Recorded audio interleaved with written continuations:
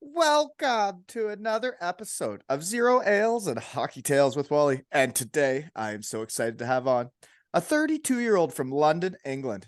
His hockey journey has taken him to England, Canada, and Wales, where we will meet in person May 27th. A staple and legend with the Streatham Scorpions, Royals, and Redskins. He then spread his hockey wings and mucked it up for 3 years in Canada with the Toronto Moose and became the captain and an all-star. He then headed to the beautiful Big Blue Tent in Cardiff, Wales, and mucked around for 2 years before heading to the Telford Tigers and becoming a champion of the Challenge Cup and the league, folks. He then continued winning in Guildford in 15-16, this time taking home the league and playoff title. He then went back home to Streatham and showed them how to win and ran amok. First team all-star, folks, and was a South champion and Challenge Cup champion. And he is now flexing his hockey muscles as the Guildford Flames conditioning coach, and they nearly won it this year. Welcome to my shed, Rupert. Quiney? Quiney.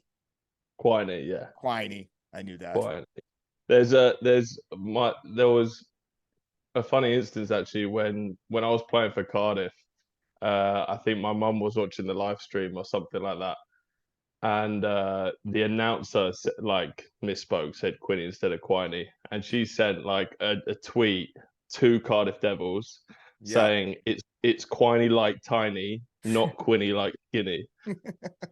Well, it's true because you only got one N in there, right? I knew that. It's Quiney. That's right? all right, but you were just making sure, right? Well, I was rambling on, and then I lost focus there in the last second. You know what though? It's like I've listened to a few of your pods now, and I was excited to see what you came up with on the intro. How'd I do? Yeah, I'm impressed. You've done your homework, right? We got a research team. Yeah, I'm impressed and I'm flattered as well. Oh, wow, you're the one that did it. I just talked about it. I get into how we know each other is you did mention that you had listened to a few. So how did you find out about the shed? Because we have a marketing team in Manchester. We got Jake that coordinates chocolate throwing, but we don't really have a marketing team to get the name out there. So how'd you find out? Well, obviously, I think I left Cardiff the year. It was just before year you came, right? So, yeah, I had the last of the not so great years under the old ownership, and then you came in when the new ownership swooped in. Yeah. But obviously, shed guys, no shed guys. yeah. Like Marshy, I lived with Marshy my second year in Cardiff. Oh, you lived with him? Yeah. So I was with Ty and Chris. They were sort of like my hockey parents in a way. I was like young Brit. They sort of took care of me a little bit. That's cool. Yeah. So we're Jay, my partner, her and Chris still talk all the time. We've been out and stayed with them and stuff right. I saw that in a poster Toronto. pic is you went to a Blue Jays game and you're with Marshy and Blighter. So that's pretty cool. You got to, I think it's always neat when hockey players make the effort or have the time and money to go see their friends, because there's so many of us that end up all over the world. And that's why I started this, is I never get to see my friends. But when someone does make the effort, it means a lot, right? Yeah. And they made a lot of effort with us, and they've been over here like a bunch. Obviously, they've popped back and forth from Cardiff, and then they've made efforts to come see us over near London. So what all did you do when you came to Canada? What was the highlights? What? Oh, well, we came over. I know. When I go to Toronto, I feel the same way. Nothing to say about it. I couldn't wait to leave there last weekend. Way too many people, way too many cars, just too much going on. Couldn't wait to get out of the city. And then as soon as we got out of the city, Colby looks at me when it was all farmers fields again. And he goes, "Oh, Dad, we're finally in somewhere nice."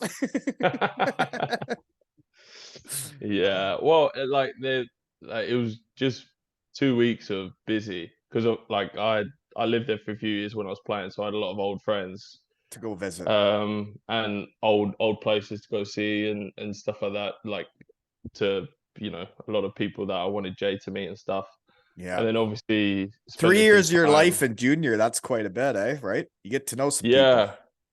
Yeah, yeah, definitely in that like that time of my life where I was like 19, 20, 21. You're like growing up so much, especially being away like on a completely different continent. Yeah. Um, yeah, made some friends, which yeah, are I respect a lot and I miss a lot and stuff. But Yeah. So that's how old um, you were when you came to Toronto. I've never heard of that team. The Toronto Canada Moose is what they were called.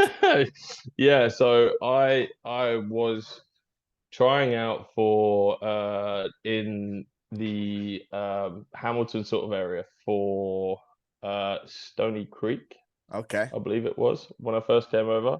I was in a position here where I played at Streatham my whole juniors, So it's Streatham, and not Streatham. So I screwed up on that one in the it's intro. like Streatham, we say it. Streatham. So it's like imagine there's You no don't, H, just a you don't, T. it's just that, oh, yeah. No, Yeah, oh, yeah, I got you. yeah. That's just weird English pronunciations though.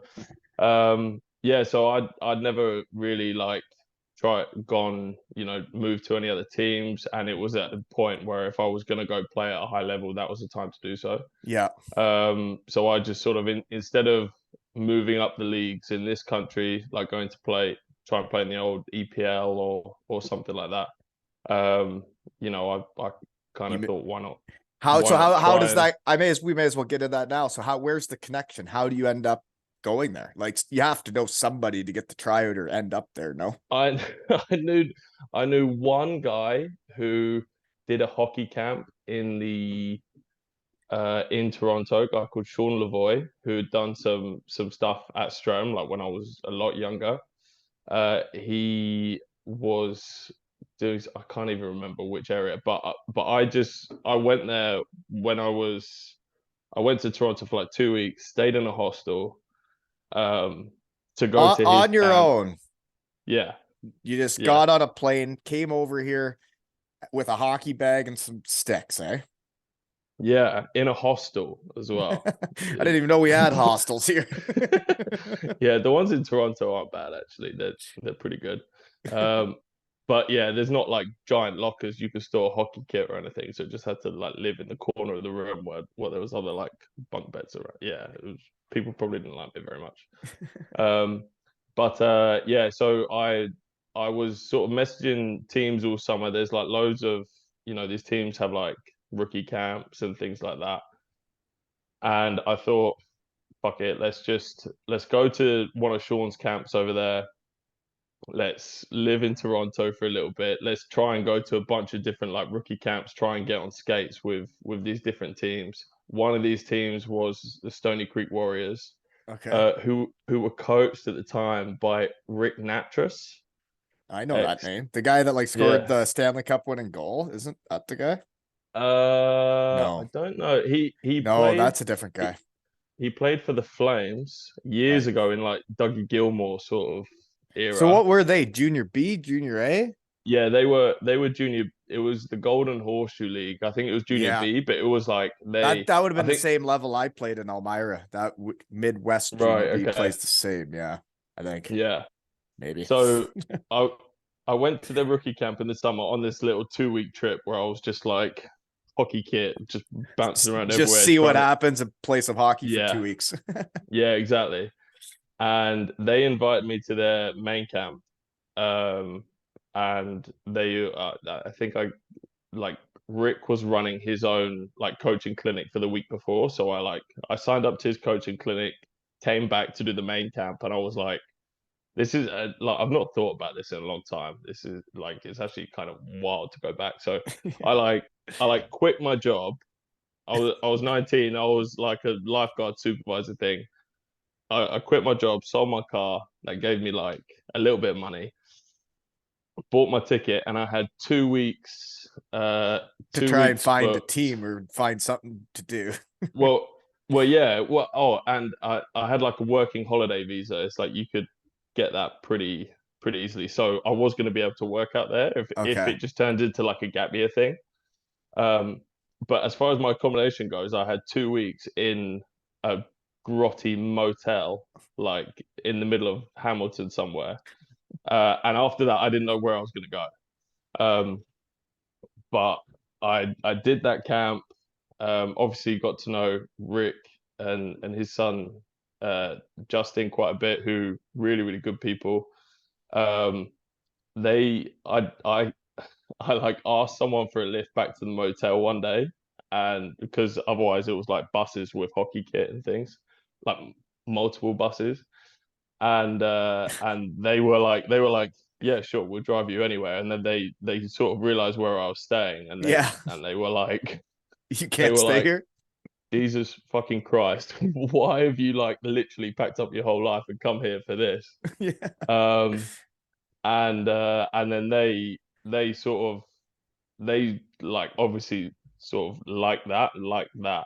Um, Your commitment you and that know, you yeah, wanted to do it. Yeah. yeah, and it wasn't I was nowhere near good enough to make that team. Their plan was they were gonna so I like did all the main camp, and they said, what we'll do is we'll send you with our like junior C affiliate, Yeah. and because they like I'd grown up in Streatham. It's like we played in the second league in the English youth development. Right. I So got if you. you think Yeah. the top league in the English youth development is not very good, Right. but like I was in a position where I was playing up like every age group. I'd had a couple really good years playing in the men's league, um, and like he described it as like I was kind of raw. It's like I could potentially be a good player, but I wasn't anywhere near as developed as like a Right. lot of the players to that level. So they helped me out a lot.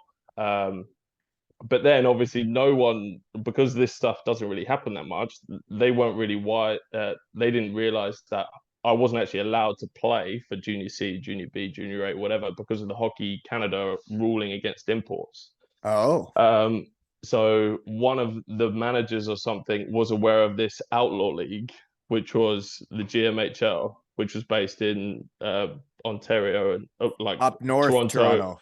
Toronto, and then further north. Yeah. I've heard someone else that's Um, been to the shed played in that league for sure. yeah, possibly. It's quite popular for British guys to go over and play. Um, I because can't there's think of who there's it was though. Someone definitely played in that league because I at that point I had never heard of it, and it would have happened after my yeah time. That's why I've never heard of it. But yeah, it yeah wasn't out like an outlaw league. And I looked at so the research team got hot. Like it was an international league. There was Russians and all sorts of stuff, man. yeah it's wild because you had a bunch of Canadians that weren't good enough to play like junior A or even like the junior B. Yeah. Um, but then you'd have Russians, Europeans. I played with a couple of Australian guys one year for the Moose. You just get all these people that are just looking to go to Canada to play Yeah. because it's like the hockey hotbed, right? And these leagues, it's like they're paid to play, so it's like you got to pay, and then you like some teams it's very expensive because of my situation. It's like they sort of took me in and they didn't make me pay much or anything But like that other because people that come would pay to play hockey. Like because a yeah lot of junior teams, I think it's free, right? Or yeah sometimes they can yeah even pay you. yeah Okay. yeah like So yeah. And where is that Toronto team play out of the Moose? Thornhill. I Thornhill, eh? I don't know if they're still about. Right. Um, I think there might be a different team that plays out of the same. But yeah, we played out of Thornhill, so I lived sort of by Young and Steeles, um, and then in like Richmond Hill, places Yeah. like that. So North Toronto, which It's as I could have ended up in a worse team. There were teams right in the middle of bloody nowhere in Northern Ontario and stuff. yeah, That I would rather that than being right in the city. yeah, I mean, as like a 19, 20-year-old, being in the city is kind of fun I sometimes. guess, yeah, because you want to get Um, out there and muck it up. I get you. But yeah, yeah, Not, for me, like when I went in the city there last weekend for the kids hockey tournament, I couldn't wait. I couldn't wait to get back out of the city. Well, I like I'm like that now. Like I grew up in South London, Right. and now like we live, sort of 15, 20 minutes away from Guildford, which is outside the M25. And it's like I just get aggravated every time I go back in see my mum and dad. Well, It's there's just such a traffic pain in the and ass. there's so many Yeah, just people. no one likes each other. Um, Yeah, okay. I don't know how we got into your junior career really fast there, and I guess it's because we were talking about Spider and Marshy. But yeah, we are going to Josh Batch's testimonial, and he was played in like a North American Junior League, and that he would have only started with the Devils like a year before you did, right? He would have been a young yeah, punk on that team too. yeah. We were both very young. Yeah, he So would you guys be hitting Chippy Lane together as young Brits, just mucking it up, or what? yeah, we must have done. Well, we lived together. So my first year in Cardiff, I came in late. Um, so I kind of signed just from coming back from junior and then just looking for tryouts with teams, and then had a skate with the Devils, and G signed me. Um, so I ended up living with Poper in Brent Pope's house. Like, Was did he like you the was he like did the you coach or something? he did like media for the team at that point. So he was associated with the old ownership. Right. But Then he wasn't a player then, but you were living with a guy that wasn't a he player? so so he played for Oh, the Devils, like he was an import that came over. Um, before then and then I stayed can't think there. when. Yeah, was retired.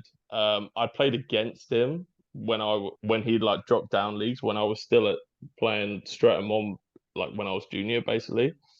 Um, yeah, so lived in his house, which was very interesting experience. Poper's quite a character. I'm sure there'll be some stories that pop up about Poper when at the You talk her out. testimonial. Yeah. And he sadly passed away. I think it was back end of last year, unfortunately. Oh, that's too bad.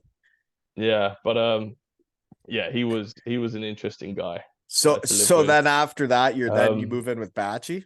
Yeah, and then like halfway through the season, I think one of the guys left, so there was a spare spot in Batchy's place, so I moved in with him, and that Yeah, was, because it was, Batchy was living with Shed Guy Deeds, who just won a championship. yeah, And Biz, right? And I don't think Biz has come to the testimonial. I think we might be able to sell some tickets if he came though. that would be pretty cool. That Yeah. would be pretty cool. But Yeah, yeah, yeah. That was that year with Deeds and Biz, and because there were people like cycling in and out of like that flat, I think I came in when Biz left or something like that. right. Um, It's yeah, weird when players it was, rotate through an apartment, right? There can be a few guys live in apartments on a team. yeah. Well, yeah, given like my situation through like the junior, the 3 years before, I was just like, whatever. Like that wasn't a big problem for me. I was getting Yeah. accommodation, that was fine. It's like I put up a picture of my creepy stalker neighbors from when I was in Cardiff, and Bryce Reddick writes, "They were my neighbors too," and I was like, "Oh, so you were in my apartment then?" It's a small world in the hockey world, right? Very It's small. usually the same apartments every year too on teams.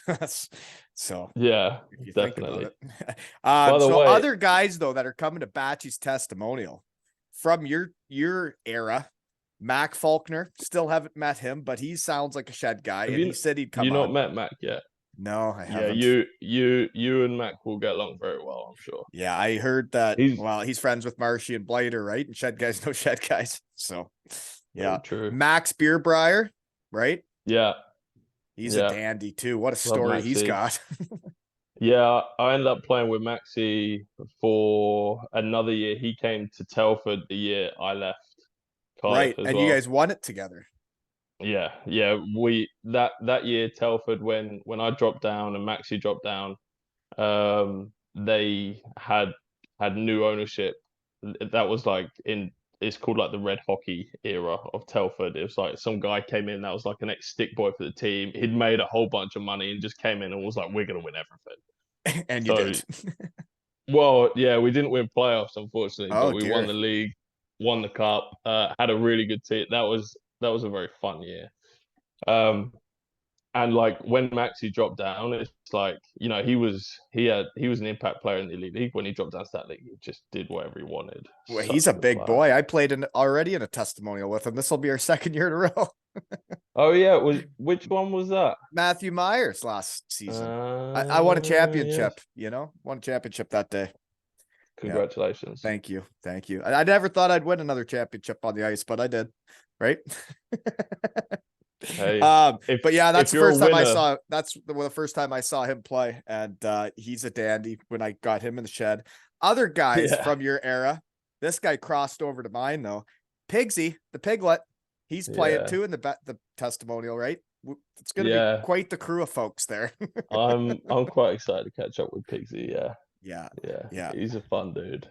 He is a fun Very dude. fun. Yeah. He's a very fun For dude. being ultra super smart, he actually can really let his hair down, folks. And that's He can be right. He can be a proper degenerate for Right. being like the smartest guy in any room that he goes into. Most people that are that smart usually know not to do that to themselves, but he doesn't get it. He still does it just like we do. Yeah, Good for him. absolutely. Good And for then him. the captain of the Devils, Richie, and he's with Team GB right now, eh? So Yeah, he is. go Team GB, right? Go Team GB. Yeah, they got big. I think their games start this weekend. I did just see some they're shed big guys world just got champs. released, like the final cuts, which sucks. Because I mean, it says something about GB hockey and where it's going is some of the guys getting cut now would not have got cut a few years ago, right? Yeah, definitely. The teams, they're a bloody good team. They got a few they seem to have more dual nats than they used to. I don't know if that's a rule change or something like that, but I mean, at the end of the day, GB want to be playing in like the top flight, right? I think they got a good chance of moving back up. Yeah, I think so. Well, I was in Nottingham on Saturday when they played against Latvia, and sort of my sort of preconceptions of like Latvia, just from like historically they've been a pretty good hockey nation compared to us. I was Yeah. kind of thinking these guys are going to be absolutely mustard, and like GB were right there with them. like they're fast, man. That national, it's like they know how to play. They're like all shed guys, and they all do anything for the team in whatever role, and they just give her, right? And shed guys are winners, aren't they? So. They are. Yeah, you generally are. I don't know how that happened. I was just having my friends on, but it seems they all win stuff. There you go. Another guy that you played with, that I also played with, and this is part of like the rules in the EIHL is like if I don't know if the rules were a little bit different or if Jonesy would have got more ice time. Chris Jones, he was a good skilled little right-handed shot, and yeah, really skilled. Yeah, and he didn't play in Cardiff much longer after I left, I don't think, and he's just been dominating the second league. Yeah, is he still at Swindon, I believe? Yeah, and he's come to the testimonial too. He's still never been to the shed, A lot of folks I need to talk to still. Yeah. He got married too. He did get hitched. Yeah. Year or two love ago. is love, Chris, right, Jonesy? Love is love. Oh yes. The referees, did you see this? They put out a thing of who's playing in the game and they forgot my name. Thanks, guys. It's like when I donated money last year to Friends of Hockey in my hometown, Elmira, Ontario, where like I did pretty good as a player and went out with a big check and donated the money from raffling it off in the shed. And they spelt my name as Brian Walton in the post. So thanks, guys. Thanks, Patchy, for forgetting me in the roster. Don't worry, it didn't even hurt, right? Outrageous form. Outrageous. But at aleshockeytales.com, folks, we are raffling off my Josh Batch testimonial jersey, 18 Walton on the back. It's sponsored by 2 Ales and Hockey Tales, right? And Black Kite Couriers. Or no. Stevie Lyons, sorry. Fella helping me out though, and this is all just fun stuff, right? We're having a raffle at aleshockeytales.com, folks. I'll have to make sure I get my ticket. I think we've sold like 85 tickets right now. Yeah. Okay. Yeah, we got to keep it rolling though, folks. Get involved, Shed family, right? Yeah, the refs that night are both Shed guys. Onesie, Do you know what that is? Ions. Swansea. Yeah, Oh, he wasn't yeah. in the league then when you played, Swansea. because I remember the game when he joined the staff of Zebras. He was half pissed in the crowd, and they needed a guy because the guy got hurt, and he came out on wobbly knees and just dominated. Yeah, he's ref. Yeah, he's refed a bunch of my games across the leagues. Yeah, he's a good dude. He's fun. Yeah, and then Dean Smith, he was Yeah, not to hurt anybody's feelings, but he's probably my favorite ref when I was in the UK. And yeah. he retired from refing, and he was actually the one that wrote to me and said, I'm also coming out of retirement for Batchy's testimonial. So I knew well Well, before, but that's pretty cool. I want to say I think he came. I think he was back refing this season Oh, in really? He didn't make it in through some the elite league season? games. Yeah, I Really? think I think he was. I think he was definitely at some Guildford games. I So he believe. flip-flopped, did he? It's hard to get out of the game, especially when you're Yeah, healthy. Why would when you you? just love it so much, right? Yeah. Yeah. Yeah. It right. I'm back in the game and now I don't even have to play hockey. Same. Right? That's So yeah. where and what are you doing now? So obviously I stopped my playing career finished completely at COVID. That was always going to be my And that would have my happened last for a year. bunch of players, but yeah. Yeah. Well, yeah. I mean, for me, it was getting to the point where when you're not playing in the elite league anymore, it's financially hockey is it takes a commitment. Like still getting paid, but there's a time where You it's got to look in the mirror and be like, is this what I should be doing? yeah, exactly. And any time that was spent, traveling to away games and stuff like that was time I could have been focusing on my business or at home doing up my bloody house or spending time with my missus. And our plan was always I've got a 19-month-old baby now, so I always knew that Congratulations. That's busy thank times. you. Yeah, she's bloody brilliant though. It's It's yeah, fun, isn't it? being Yeah. a dad is very fun. Yeah. It's very different and it is challenging, but I love it. And I understand. yeah, so it's yeah, for me that was always going to be my last year. When I signed in Guildford, um so that was the second season after I left Cardiff. Yeah, I you was went Telford and then to Guildford and won again. Telford then Guildford, That was yeah. part of the And intro. yeah, oh yeah, research team, props. Yep. You know what else the Um, research team saw in there? Where you're going with this story? Because I already know. The oh coach or yeah, something now was playing on that team, right? So very true. he hires you as the strength guy, right? Yeah, Paul Dixon. Yeah, he was playing. I think we started that year. We were D partners or something like that. But Knowing people in hockey's a thing, right? Probably helped you get the job now. no, it's the reason I got the job. Mhm. There's no probably And about it. you know what's cool is this network of hockey shed dudes and gals I've put together from coming out to my shed and chatting. It's like I got a squad now. Yeah. Well, yeah. From collecting all this information about people, it's like you'd probably you've got your web of knowledge. Like you Well, it's probably just the relationships, right? You can yeah go a season and there's a few guys where unless you go out for beers, if you don't sit in the same area of the locker room, if you don't play the same position, there could be defensemen that you can go a whole year. And if you don't sit in the same part of the room and you're always sitting by your D partners and I'm sitting by my line in the locker rooms and the away games, it's like if you don't go out for beers or if you don't live near each other, you can go a whole year with really not fully getting to know a dude like I can in 2 hours in my shed. yeah. That's absolutely right. Yeah. 100%. It's interesting. It's like the few podcasts that I've gone back and listened to. Like obviously the guys, Are the guys you you know. know, That's how it the works. guy the guys I know, I've gone back and like listened to Marshies and Blighters, listened to Batchies, listened to Franny's, and I think I listened to one of the Todd's as well. Um, and it is so interesting to like, have that like just listen The and get deeper dive into what they're into. yeah, yeah, Yeah.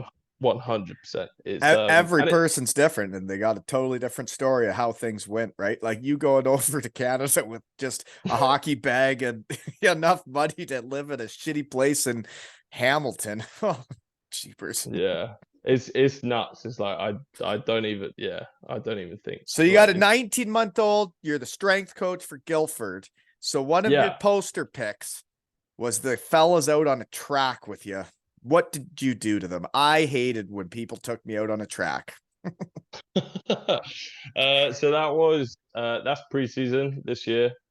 Um, how it's my when I sort of came into the role, I'm not someone that I don't want to like beast guys. Like I don't think that really gets anyone anywhere really. Yeah. But you know, one of the things with sports exercise science is to understand what someone's physical capabilities are. There is a time where someone is going to have to work to the point where they can't do anymore. That's like, To get you know, stronger and better and yeah, faster. Yeah. or just identify what they're capable of. You Mm. know, like not Not like a max squat, right? Cleans. yeah, that's that sort of stuff. Like When we I first went to college, man, and I had never really worked out, and then we started having to get into like when we got back, our fitness test was like a max bench press, a max squat. And man, it was like something was gonna snap on you. And it was like my asshole might fall out on the floor here when I try the squat. So yeah, and I'm sure that feeling was consistent with many of your teammates as well. yes, Um, things have and changed though, eh? well, I was given the advice. So Steve Nightingale is he's currently working. He's a British strength and conditioning coach slash sports scientist. He went out to work. I think he worked for the Chinese national. Like he's a hockey guy as well. Like played played growing up here. But went out, worked for the Chinese national team, then went to the KHL, and now he's actually working for the Devils in the NHL. So we actually have like a British person working in the NHL right now in sports science and strength and conditioning, which That's cool. I think is pretty fucking cool. He Yeah. would definitely be worth like if you're looking to speak to different dudes, he's definitely worth having on the Diving podcast. into his brain. Yeah, so he was like I've connected with him a little bit just from both From being being being in the same area. UK same field stuff, Yeah. and he was nice enough to have a call with me before I started. And the one key bit of advice he gave is like all the fancy sports science stuff and the testing and stuff like that. It's like it's great and it's a useful tool and stuff, but if you are going from somewhere that has no culture around strength and conditioning to trying to, you know, make the players do something they've not done before, then they have to like you and you have to build trust with them and you have to build the culture, Yeah. and that was like such sound advice because Now that you say that, it makes sense to me because I thought with a hockey team, there's different cultures. So there's the culture out on the ice for practice. There's the culture in the locker room before and after you're doing practices or games. There's also the culture you have when you're away from the rink, whether that's going out for lunches together, who goes together, are there cliques, all those yeah. different cultures. But then there is another culture, and that is the off ice stuff. And whether or not it's fun, whether or not you enjoy doing it, or if you're literally laying in bed like with anxiety and you're like, I don't want to wake up tomorrow because I don't know what this guy's gonna do to me. Yeah. That's Germany, folks. Yeah. And so I came into this season very much with that viewpoint in mind. It's like whatever I do, I don't want the guys to be apprehensive about going to the gym. I don't want the guys to be apprehensive about if we're doing like an off-ice session. It's like that stuff should be fun. It's like Yeah. like I I love to train like right now, but it's like I'm not making myself like I'm not punishing myself. It's like I do it because I do stuff which I think is fun in the gym and it's like, yeah, that comes with challenging yourself a little bit every once in a while, but it's, I think uh, we have, um, yeah, we don't have a very good culture around strength and conditioning in this country within ice hockey. And I'm quite so like I'll take it back a little bit. When I played my first game for Guildford, um, I was excited, new signing. I was, sort of thinking this was somewhere I could play for a long time. I was coming in to be like, you know, a defensive defenseman that was like quite fit. Like I'm big Yeah. dude, so it's like I Big could dude that's dominate. fit. Yeah. Yeah, and I was like, I'm, happy to fight anyone, whatever. It's like I could be a presence on the ice. That was sort of what I was, I was looking forward to establishing that. My first game, I get in a fight, and the refs jump on top of us in Basingstoke, and I dislocate my shoulder. And that's like that basically was just where my career Right. just went down. Right, it's Getting injured for sucks. getting injured sucks. Yeah. Like, It's and the worst. having what really sucks is being driven to a hospital while your shoulder is literally like down here while you're Ugh. like, Mm. yeah, and I every separated a little, shoulder once in junior, and I couldn't believe how much pain it was. Like, it's not even just the first day it happens, right? It stays in pain for a while, right? well, like, yeah, like it's like when like it's nuts, like that. So I dislocated the shoulder 3 times, and every time it was like it wouldn't go back in at So you're at the rink. dislocating, not separating. So Yeah, once it happens, right, then it happens easier. yeah. That was the case with me. So separating your shoulder is sort of where your AC joint, where your collarbone just goes boing because the ligament there Yeah.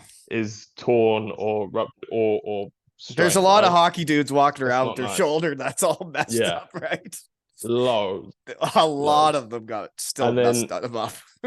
the dislocated shoulder is literally is like that is your, that's the bone, that is your upper arm humerus, and it's just out. It's Yeah. just not where it's supposed to be. Um, so yeah, obviously me wanted to be a physical dominant ice hockey player. It's like Without a shoulder. having, yeah, have like it just wasn't gonna be something I could do. And then my time at Guildford was short lived because You they could, yeah.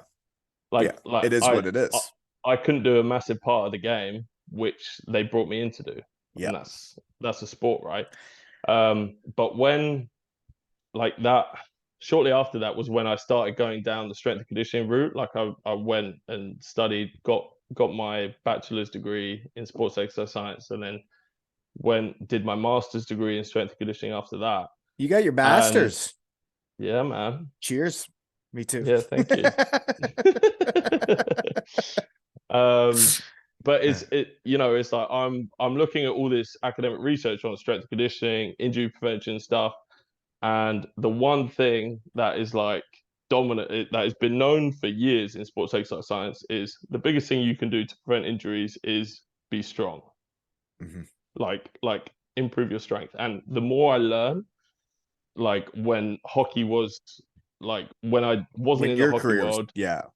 yeah, when my career was winding down and I was more in sports exercise science, strength and conditioning, and looking at what other sports do, like I just know for a fact is like I just simply was not strong enough. I had not trained to a good enough level, and that doesn't mean I need to be in the gym 7 days a week, like busting a gut. It's just it's just, and so like we call it like relative strength. So it's like being able to do a certain exercise like a squat of, for example, being able to squat like 2 times body weight.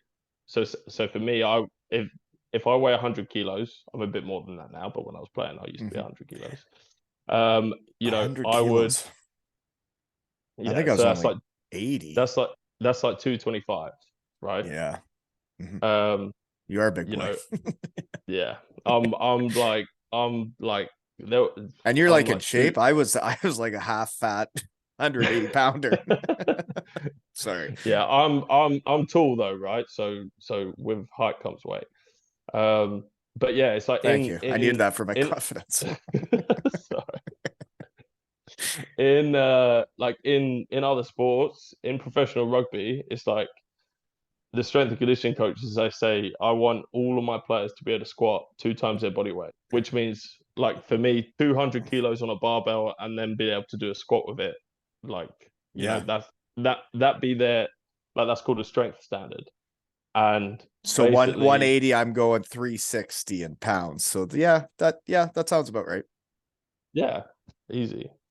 Easy work for you because you're an athlete. When I was in college, not professional. But like for example, it's I found out loads of these strength standards which are used across loads of different sports, and I was like, I've never trained well enough or consistently enough to be able to do any of those. Right. And in terms of where I was in relation to all the other ice hockey players on my team, like I was probably one of the fitter, stronger ones at most teams that I Do you that I do you went. do you think like the guys that are like pros and like are get that, like, say the imports, and then the guys on Team GB and like the Richies, the Matthew Myers, the Jonas, like, do you think those guys have a different level of fitness than the NIHL and EPIHL guys? 100%. Yeah, because Like, like, just because I'm a little bit absolutely. more connected in the hockey world now, and I do see pictures from those leagues, and like I am a Yeah. big Leeds Knights fan who just won it all, folks. Way to go, Yeah. Woody and the boys, and keep chucking the chocolate. That's cool. Yeah. But anyways, like I see some photos of some fellows that are playing at those games, and I'm like, he's clearly overweight. Yeah. Well, so but it turned into one of the things for me where I was like, I got hurt and my career was done Yeah, because I, like, in my opinion, I just hadn't trained to a high enough level, right. and that's really what motivated me to go down And this what's strength interesting conditioning for route. me is there are different guys in the world that would blame hockey, would blame the linesman, would blame something else, would blame anyone but themselves. And I think it's really neat that you took, I guess, it that way, and we're like, I could improve myself. I could have been better, because I like to feel like when I don't do well, if I lose something, I'm like, well, how do I get better? How do I do better? Right? Yeah, and I think we, like, ice hockey has a culture. It's like the typical. It's just not been exposed to the same resources in terms of strength and conditioning as other sports have. So it's like that rationale is just, like, it's just not quite at the level it should be. Um, and that's, like, part of, like, why this year has been so fun, me working with the Flames and stuff like that, is because it's like our big focus this year has kind of been not necessarily like beasting guys on the track or getting guys to lift 1 rep maxes, but it's just been, let's provide guys with the resources so they can go to the gym themselves. They're doing it regularly. They're doing it every single week, no matter how many games you have. And it's just that consistency is established. And then if there is a midweek game, we just alter the workouts to accommodate for that. Mm-hmm. And that, like, that's led to, like, obviously, well, part of that's led to some of the success we've had this year. Obviously, They had a hell of everyone a in the year. yeah, we've it's been like the players have done so well. Digger and Hemo, it's like I can't speak enough good things about the good stuff that they do in terms of recruiting the players, finding So the right that's guys Dixon, for and who's Hammer? Paul Dixon. And Andy Hemmings he's the assistant coach there now. I think this was his first year. He was assistant coach. He's local. He's a local lad, so he's grew up playing in Guildford, played for the Flames. He was my roommate when I signed here. So he was one of the guys that, like, came to the hospital with me while my shoulder was, like, down there. He's been there for Um, life. Yeah. yeah. So he's a really good friend of mine. He's the main He's guy the that Neil really sort of, Francis of that town. he is a bit, he is a bit. uh, Um, yeah. So he's yeah, they do brilliant work. And I think, them um What's your Like they're barn? What's your barn like there? I've never been to it. well, it's in a leisure centre, so it's definitely not like your Sheffield, Sheffield or Nottingham's, Nottingham, yeah. New Cardiff. That like I played in the BBT, so it's probably a little bit better than that. But you know, the BBT was a fun place to play when you're the home team. So I um, love the BB2.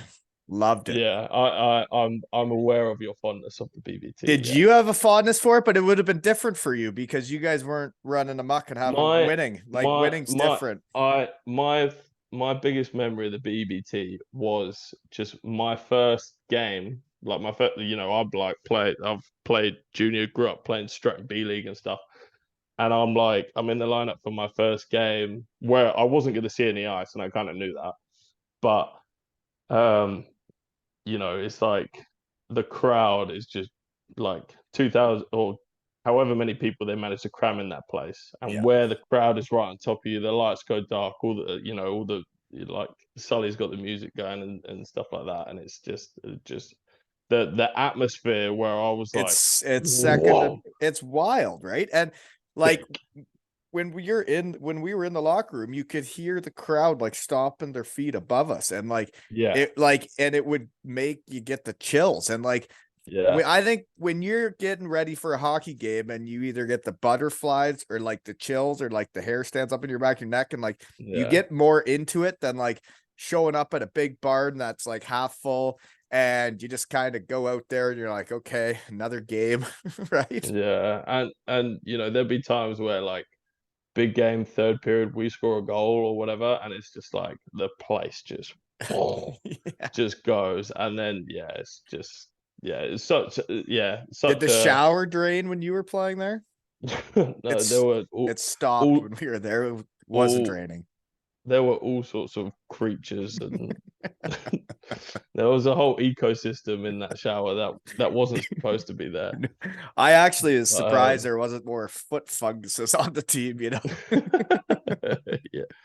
I don't think hockey players even noticed they got foot fungus. So just, Right? Oh, and like, I mean, disputing I don't themselves. remember who but there would be people that wouldn't even wear flip flops into those showers. And it's like, that's manning up. That's Yeah, you're not scared of anything. no, no. Yeah, But I mean, what do flip flops do when you're in 6 inches of water, right? So it's yeah, very true, very true. good stuff. I don't know where we're at right now. We're back in Cardiff, but we were in Guildford. Uh, Let's jump into the poster picks. Okay. yeah, let's do that. Let's Because do we that. don't have all day, folks. You know, the real world looms. um, okay. You wouldn't have seen many baseball games though, being a Brit, and then you get over to that game with Blader and Marshy. What'd you think of baseball? Yeah, well, so part of that trip, we had a weekend sort of in the middle where we flew down to Boston, Oh, just because it was somewhere that Jay and I always wanted to go. So we actually got two baseball games in that trip.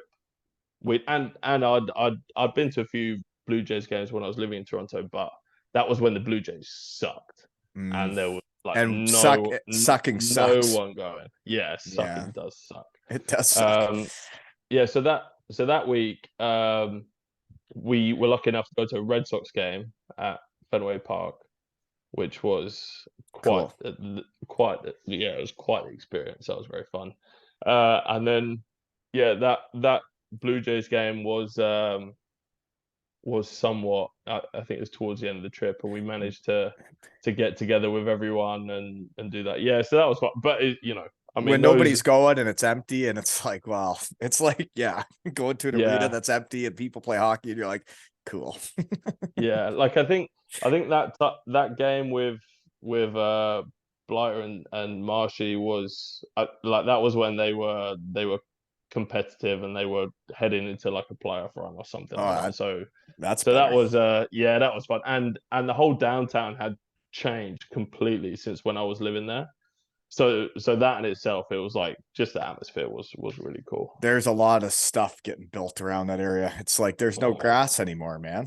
and isn't Marshy responsible for most of that? Yeah, well, all these Isn't high rises, like there's just yeah. people everywhere, and that is marshy. Isn't What a he the guy punk. just saying, let's put one there, put one there, put one there? I think he's organizing getting them up there, and it's like, I mean, have at it, but I'll be out here away from that stuff. Yeah. Next poster pick. Your old man Mm, played a lot of hockey, eh? yes, he did. Good old. Interest when the research team gets hot on him, on Peter Quiney. Yes, Interesting career. So the picture is him holding his three boys, right? And that's what you got, two brothers. that is correct. That's a great photo. My older brother Josh, my younger brother Ned. Well, Yeah, that's it cool that was. your dad's got that picture, and it's cool to play hockey in front of your kids. I some of my favorite memories were Colby coming on the ice and then Zoe right near the end, in Cardiff, and like people cheering like and chant Colby's name. It's like to think of a crowd chanting my son's name when he was 2, 3 years old is like that's wild, right? That's so cool. Yeah. That's really cool. But Yeah. he that your old man has that picture. That's a sweet photo. But okay. He started playing pro in like the 70s. He then Yeah. he then took 94 to 2003 off. And then Yes. pretty well stayed active till 2012. So is he like Gordie Howe? Is he played till he was like 60 or what?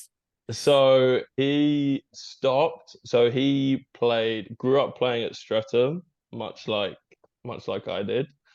Um, and yeah, there. So he at that point, Streatham were actually like they were like one of the best teams in the best leagues. Like that old Stratton Barn was built in like 1930 something.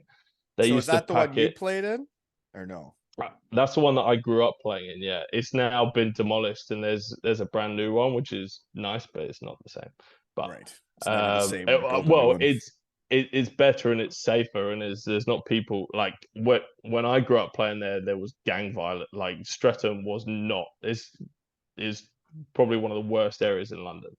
Really? Um, yeah, so there was, there was a, multiple people have unfortunately had their lives ended at that rink and things like that. At the old rink, it's Really? pretty was pretty rough. But I don't know how I got into that. The Right. yeah, so when he grew up playing and back in the 70s they were playing in like the elite league of that day, Right. right? In the top league they were so he was playing in like the top flight of British hockey. I think there were, and then he bounced around to a few different places, and then ended up back at Streatham a few years later. Um, and with three kids, and the team was going through financial issues, they folded, and that was the end of his career. Career. Yeah. But because the club has so much history, in 2003, 2004, like a lot of the faithful were trying to re-establish the team. Yeah. And they asked him to go back when he was 43. How old were Not you having guys then? so I was born in 90, so I was 13 or whatever. And your old And man's making a playing comeback. juniors, yeah. And then my dad starts playing, and it's like at that point, it's like I'd never seen like a second league game, let alone like an elite league game or anything like that. And I remember watching the first game where the Redskins were back. And your And old it was man's like, playing. That's pretty cool. yeah, my old man is just cruising. And it was like he like to give my dad credit, like he was like he's probably the best hockey player in the family. It's like Did your the level brothers which play? yeah, so my older brother played. Me and him both played. Well, there was one year where we all of us played under tens, and it was like All three so brothers on one team. That'd be so so cool. crazy. But it was just like dressing three kids when none of us were any good, losing like 20-0 every game. Like, I think my parents were like, "Is this worth all the effort?" Right. So we all did a year, then we all stopped. And then my older brother wanted like started it up again when he was a bit older, and then I started the following year. So he was a decent player in juniors. Um, but yeah, then I was the only one that went off and started doing Played, stuff yeah. in seniors. Yeah. But so then he comes back in 03 when they started her up, and he played for a handful of years or so, takes a couple of years off, and then like he was still active till 2012. Yeah, so he would have been 51, Jeepers. I believe. That's impressive shit, man. He must exercise Yeah. too, because I'm not 40 yet. And so you know what I am doing though? I don't actually like play hockey now. I just coach and I don't really skate. I do have the ice this Saturday. I invited back my under 11 boys from a couple of years ago. I got pretty well the whole squad getting back together, and we're gonna have a Nice. fun scrimmage, and I'm gonna lace them up to get ready for Batchy's testimonial, right? Love it. Yeah, gonna dominate. Love Run it. amok on those little Wait, hold punks. on. Is that fair? Is that allowed? Are you allowed to play in testimonial games having practiced and trained for a I'm gonna testimonial game? play. I'm gonna play with 10-year-olds one time, a month out. I haven't exercised in a All handful right. of years. I don't think. I think this is fair. Yeah, that's fair enough. Fair enough. I, last time I went over there and played last year, I had to lay on the dressing room floor after the first game because I was so tired I couldn't sit up because I thought I was gonna pass out. So yeah, don't worry about me skating once on a Saturday, okay? So you're All not right. skating, you're just working, you're into your business. You're not Yeah. skating. Well, yeah, I did get on the ice on the weekend actually, but that was because I was You're helping out breaking at the like rules too. Don't worry about it. well, I was helping out at one of the EIJ education things, so like we didn't even have pucks. It's just Oh, yuck. it's just like a coaching course helping out. But I got to touch the ice, so I was okay. Um, yeah, I don't get on the ice these days. Yeah. I'm starting to get the itch to a little bit more. Really?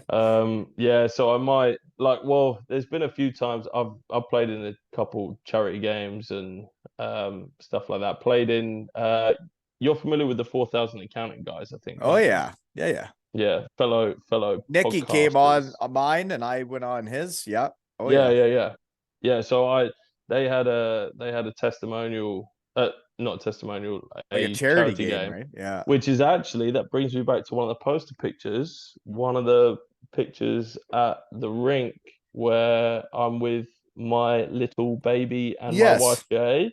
Yes. Where That you're playing was hockey in front of your kid. I got that written down here. What do you think I wrote? there you Daughter, go. daughter and gal at game, playing in front of kids. And So I was that gonna ask was you how it meant to you.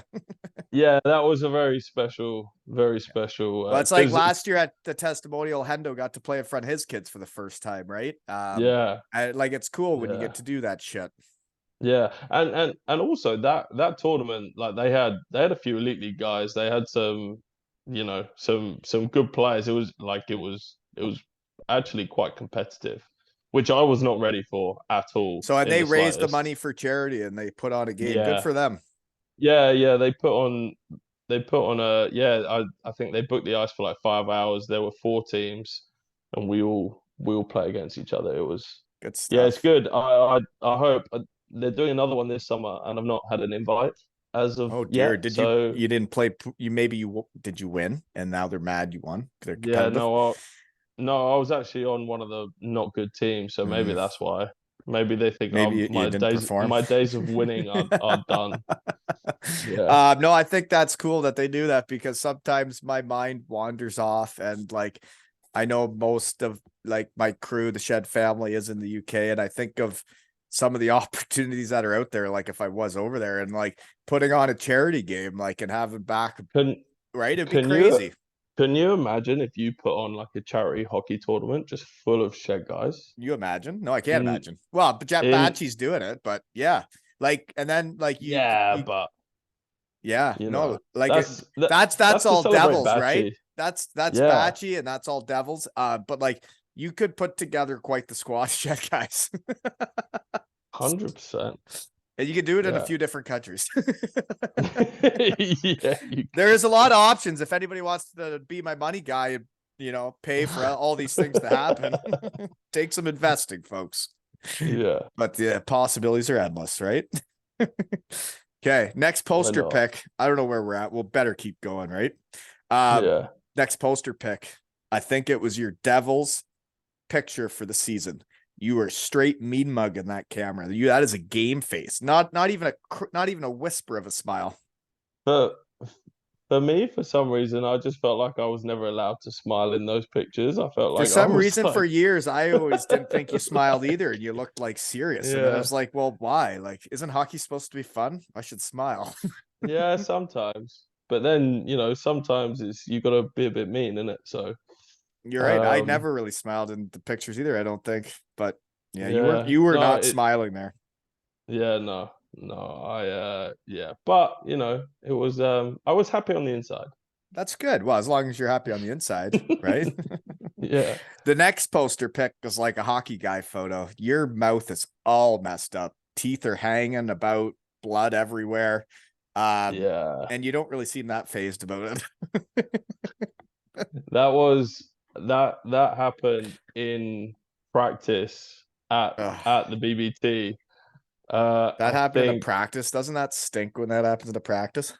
yeah, it was not ideal. It was like, I It's think we were like I doing signed up for this to happen in a game, but practice, come on, you know? well, being like one of the young Brits, being a defenseman, I don't have much of an offensive game. My game is defensive defenseman. You are just on the PK unit like Oh, perpetually, yeah, yeah. right? So the amount of times I just got pelted at practice, like pucks in feet or whatever, whatever import is just trying to absolutely like tee it up to practice Oh, their one in tees. practice, jeepers. Then Yeah, you're getting out. well, yeah, Oh, yeah. To be fair, that's probably me being a little bit unfair, well, but in some that, people don't get it, and some people will. And then I've had coaches that have made me like shoot it harder, and I'm like, I know I can do it in a game. I don't need to do that with my buddy standing in front of the yeah, net.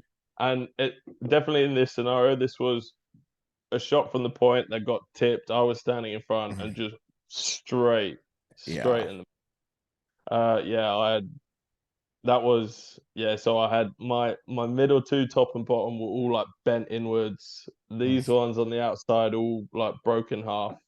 So yeah, I'm still saving up for the dental bill so I can just get all new jibs in Turkey or something. So what do you got then? Um, You got the mouth guard thing you click in and out? no, they're all fixed in. Oh, That one is a proper crown or whatever they're it's called. called, like Yeah. fake one. And the other ones on the outside, they're basically just like caps. Um, but yeah, I See, mean knock on wood, these two, I never knock on wood, but I never wore a mouth guard my whole career. And I never had any issues, but it's wild that I didn't because like there was a time I broke my nose with I'm going in on a power play on the forecheck and the D man's about to ice it. I go stick on puck and it ramps up a slap shot right in my nose. And to think that that missed my teeth, like my nose yeah, was in my ear, like I was smelling my ear, and I looked like I was from a horror film before they snapped her back in. And then like that's the weird part, right? When you hurt a shoulder, it can hurt for weeks. The nose, they just snapped her over and I was back at it, right? really, Yeah. You just wow. gotta stick a bunch of stuff up because the blood keeps coming, right? Yeah. I bet for a while it's like you could be pretty susceptible to nosebleeds and But stuff. yeah, to think that missed my teeth, man, that would have that if that puck would have hit my face, oh, like not it hit my face, but I mean my teeth, eh? Well, That's painful stuff, isn't it? the worst thing about that was I think that was on a Thursday, so that picture was on the way to like the dental hospital to just Get it? patch Yeah. anything Just together that they do could. something. And then I think we were in Fife or Edinburgh or something on the Saturday. So next day I've got visor on at practice stuff. I'm okay. Just like eating mashed potato and soup and chugging Percocets like forever. Ty had a hookup on some Things that medicine made you feel better. that I probably weren't allowed to have, but Yeah. sorry, Ty. But then the ride back, like from Fife, you're through the night, you're trying to sleep, and it's like the buses are not sleeper buses. There's no beds or anything like that. So I just remember being like huddled up in like one of the two-seater bays, And every time I'd like doze off, and then the bus would go over a bump, my teeth would like like Oh sort of like gosh. clang together, and it would just be awful. So what I Oh, had to do was like take off my t-shirt, tie put it in like your a little mouth. knot, yeah, just like do that, Oh, and then so they just wouldn't touch. yeah, Oh just gosh, sleep that like that, sounds just so like painful. dribbling. Yeah, but Mm. yeah, it sucked for a while, but luckily the dentists Pont Canna Dental in I went Cardiff, there. I got a they mouth guard there. Small world. yeah I kept it in my glove in case something happened, so it looked like I had yeah, it. they were busy. They were busy with me, helping sort me out. But Makes sense. That's got yeah, it was you, okay. you got sorted out though. Okay, next poster pick. The Streatham Scorpions. Those are all your buddies from home then, eh? Yeah, they're so that's under 16s was the Streatham Scorpions. Good old B League under 16s. Yeah, I think that might have been in a tournament when we went away or something like that. But No, but it um, means a lot play with your buddies from like where you're from, right? yeah, like, and the thing about hockey in this country as well is everyone is just from a completely different walk of life. You got some people which might come from a bit of money or whatever, but they just have a relative that plays. You got some people, like we had some guys on the team that were living on council houses and things. It was a right old mix. Yeah. Um, and some players which have potential to be some really bloody good players that there was just zero development pathway. So and ended up just not really Not giving playing. up. But Yeah. yeah. So yeah, that was a lot of my most fondest memories playing. There was what we actually had. It must have been around the time of the photo. So a few of us would play up for the senior team. And we had a routine where the juniors were on the ice, finish at like 8 or something on a Monday. Then the women would train, and then the men's team would train. So we would have like an hour and a half between like the ones that were playing up. So we would go over the high street, go to Morley's, get some fried chicken in like half kit, And then back and to the then rink. and then next door was a go-kart track.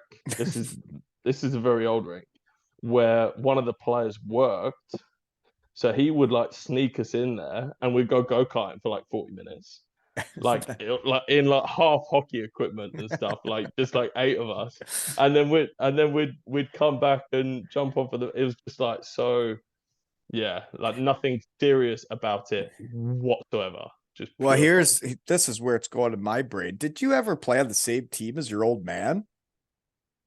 Yes, there was, there was, I was just putting there. it together. I'm like, if you're playing up with the senior team and he played till 2012 or whatever, I'm like, you played with your dad. Yeah, so there was, it never quite happened when I was sort of coming up before I went to Canada, because I think after that team got founded, they started to, sort of improve and whatnot. And my dad wasn't playing so much then, he would play little bits, and then I wasn't really at the level to play. So it was like we never really played in the same game. But then there was a spell where I came back from Canada injured, and uh, they'd set up like a men's B team called the Bruins, which my dad played for. Yeah. Um, like at Your dad must have 48. loved hockey to still be playing at that age. You know what? He did, but it was very much like someone would ask him to play, and he And and he you were also right didn't want to earlier. say no. Well, he just like he loved to help out if he could. He's my dad's a bit mental in terms of like he does love to exercise, but I wonder where you get it from. They say genes are a thing. yeah, yeah. My dad But doesn't exercise. He likes competing though. I don't mind playing sports where I'm so trying to win, and if it makes me sweat, that's fine. yeah. So my dad loves to exercise, but there's like zero rhyme or reason to it. He'll just decide that he wants to go and do something, and he just loves the challenge, like the adventure of like trying to go and do something. So any of these times where he was like in his 40s and someone asked him to go and play, like any normal person would be like, I can't play. What are you, stupid? Yeah. But he was like, it's a challenge. Yeah. You It's know, like and like, you it's know, like and Batchy he, telling me to lace him up against current professionals, right? yeah, pretty much. So yeah, that's how he ended up just staying in it. It was just, you know, someone Well, wanted him so on a you were a team. D man. What was he? He was a forward. So you didn't He was, actually you like so you like even for this Saturday when I get all the fellas together for a scrimmage, it's like I kind of want to play on my son's team, so like he could be the centerman, I'll be the winger, and just to get a photo of us together oh playing yeah, hockey, right? we did that like growing, yeah, like all the time, like rec. But there were times, I think there were potentially two competitive games, like in actual leagues, which we were on the same team. Um, and it was, I think we were playing for the Streatham Bruins, and I was like coming back from Canada. So like I was playing, oh well, I'd come back injured and I broke my collarbone. I was waiting to have surgery. So like, but I was okay to play. I was just waiting for a surgery. So I just started playing for for the two Streatham teams. But because I was like I was young, I was like under 21 or whatever it was, I could still play for multiple teams. Yeah, So if the Bruins had a game, I would just play for them. And then if which my dad was playing for, and then if the Redskins had a game, then I'd just go play for them. that's Yeah, so pretty there cool was, though. yeah, well, it was very cool. It's yeah, like even like some of my very fond memories are just us playing rec together, you know, Right. just you know, Yeah. and like No, just and being in the I same. But yeah. his habits on the ice, like in the 70s, is like hooking wasn't a penalty, I don't think. No, it wasn't. No. So he would Is he just still like doing basically, that? Just there were well, guys that just ski behind you, like just yeah, he would just like just hold use on to me to, it. Get yeah, around. I'd just drag him around the ice, just and I'd like want to turn around and two-hand him at one point, but Yeah. can't really do that because he's my dad, isn't it? So Okay. yeah, Next but poster pick though with Streatham. This is your last year, I'm pretty sure, when the research team got hot. And it's you celebrating with a beer in one hand, trophy in the other. Gotta be the smallest trophy I've seen in pro hockey. Why is it so yeah, small? You could only that fit was, half a beer in that, and it looked like you were drinking out of it. yeah, I'm like, he's gonna it have to was, pour that beer in again. yeah, it's pretty embarrassing. I think that was the one of the cup wins for that Needs Streatham to be team. bigger, folks. Be better. It does. Yeah. It does. But nonetheless, it was very fun. Right. And you know, Winning's fun. yeah, one of the things that I always wanted to do before I stopped was go back and play at Streatham and, you know, do a year or two there and hopefully win something because the team, you know, hadn't won a trophy in 30, 40 years Wow. or something like that. Yeah. So like obviously they had like the And the 10-year first one they won, hiatus they gave them the miniature one. was that. Yeah. Um But did and I then not see you guys only lost one game that year? yeah, so we lost one game, The but whole that year. was, yeah, but that was, it was the really frustrating thing, like was, you know, we had, because COVID came in March, right towards the end of the hockey season, we were going to go to Gosport to play them. They were in second place. If we beat them there, then we won the league. And that was The game a you bit of a lost. bigger deal than the cup. That was what we were, you know, we were desperate for. Yeah. And like, you know, all the warnings about COVID are like coming in that week. Like there's games being postponed, like here, there, and everywhere, and we're like, we are playing that game. Like Yeah. there's no one. And then Gosport pulled out, and we're like so sour. We're really angry. Like we're kind of thinking they're just doing it to spite us or whatever, which, you know, as it turns out, wasn't really the case because COVID turned into quite a big thing. It was pretty So, big. Yeah. yeah. Yeah. So yeah, it was unfortunate we didn't get to play that game Right. and do it properly. But yeah, the following week we had a team practice and we were announced as like the league winners and stuff. Well, that's nice.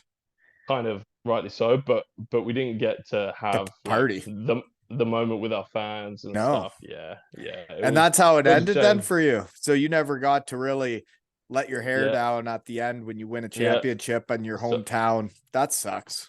well, also that was my last, like that was my hockey career Right. finished, Yeah. right? So, And so, so it was winning, and it should have been with a whole community of fans and players and having a time.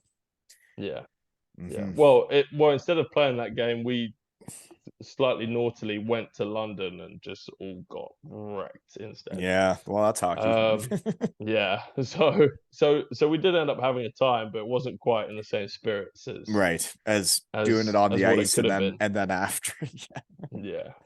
Yeah, Uh, exactly. But at the time we were pretty sour, but then, as the lockdowns kick in, like a couple of weeks later, we're like, there's bigger stuff than hockey, right? So yeah. Well, and it's like that yeah, was the year Cardiff was about to lock, like it was pretty well over. It was like over. And they yeah, never did announce them as the winner, and those guys never had to have their nights. really, Yeah. Which one guy yeah. that he kind of retired through all that too was Sean Bentivoglio, right? Benty. Oh, He's come to the testimonial now too, and he's he never got to is. really say goodbye to everybody. Here's a random question for you. I know you're into fitness and being in shape, but do you ever eat chocolate bars? Yeah, I had. What's your favorite chocolate bar? I'm a Snickers guy. If Peanuts, ever, man. Arenas, they get upset with us about peanuts because of allergies. well, I mean, I'll eat. But they're in the package, so I don't know how that works. It's like Yeah, that's true. how Snickers, if you own that company, that's a tough bounce for you if nobody's willing to throw them because of peanuts. But I don't want to If get anyone, anybody sick. if So anyone wants to throw a chocolate at me, any chocolate, yeah, bonk me right in the head. That's fine. hit them, folks. I'll Hit them. I'll, I'll pick it up and eat. Twixes are good too. I like a Twix. Yeah, no, I think we're gonna make it rain chocolate at Batchy's testimonial. I just got to bring back enough for I'm my excited for gals, that. right? The under 9 gals. I told them I was gonna bring them back chocolate bars they don't have over here, for coming to the shed. So, folks, make it rain, right? I think with that weekend, I think eating a few chocolate bars is going to be the least of our worries. It's not gonna be the worst thing we do. I think there's going to be lots of We might need a few some. chocolate bars that us keep us going. This is gonna be a long weekend, folks. Yeah, I'm Okay. excited for that. Next, did your old man coach you at all before you played as teammates together? Yeah, he like coached me all through juniors because Yeah. I think how it used to work at Streatham is if you were a coach, your kid got to play for free. So he was like, I'll Oh, coach. yeah. We So don't he even was have that. You normally just do it voluntarily. yeah. So he was normally because my older brother played, he was in the age group above. My dad normally coached that age group, and then I was the one below, but I'd always end up playing up. Right. Um, and yeah, so he coached me for years. Um, yeah, and like I was quite lucky. Like he's not like an intense hockey parent or coach at all. He's just like, if I Just, played crap, we'd just talk about how crap I played, but not yeah. in like a real negative way. And if I played good, he would kind of say, that was pretty good. Yeah. Like, well All right. done. You kind of just call it how you see it, right? And it's like Yeah, there's parents that get real wound up about the whole deal, and that's yeah, fine. But it's like as long as you're aware when you play bad, there's not that much to say. But if a kid's trying to tell you he played good when he clearly didn't, you're like, well, then you don't get it because I've seen you yeah, do way better. 100%. A lot of the training stuff I'm doing now with the young kids, teaching them how to train properly and how to lift and things like that. And it's like the more I get exposed with, sort of that side of hockey these days, where the parents are watching the kids, it's sort It's of part of different. me just wants to just be like, everyone just please, just Yeah. they're fine. Let them Yeah. just go play and have fun. Well, they need to grow up on their own. They don't need everybody telling them Yeah, what to do all the time. yeah, absolutely. Mhm. Okay. Wow. There's two more poster picks. We're not getting to the last one yet. The other one, it's like the whole family together, eh? That's you, the brothers. That's everybody. What's that for? Yeah, so that was my kid's first birthday party. That's little Stella, who is in the middle. Good little shindig Um, for a first birthday. yeah, we just got the family together a little bit, but You and your so one she brother clearly larger than everybody else. You guys are bigger. yeah, the floor is sloped slightly, but Not uh much. but yeah, yeah, not much. Yeah, me and my little brother. So he was an athlete in himself. So he was a pole vaulter, like Oh, quite a good one. Um, Went to Loughborough Uni, which is one of the big athletics unis here. So yeah, me and like he's a bit taller than me. Um, he's a little bit leaner, slightly more athletic than I am, hmm. unfortunately for me. Oh, Less there. handsome, You know but what? That's the second pole vaulter we've talked about in the shed. My brother-in-law, Scoot Weber. Uh, really, Yeah, he was a pole vaulter around here. And I always was curious because, like, I don't think I would ever run with a stick and stick it in that hole and see what happens. I don't know how you ever so do it for the weird. first time, right? It's So like every so time I see it yeah. happen, I'm like, I feel like someone's gonna get hurt.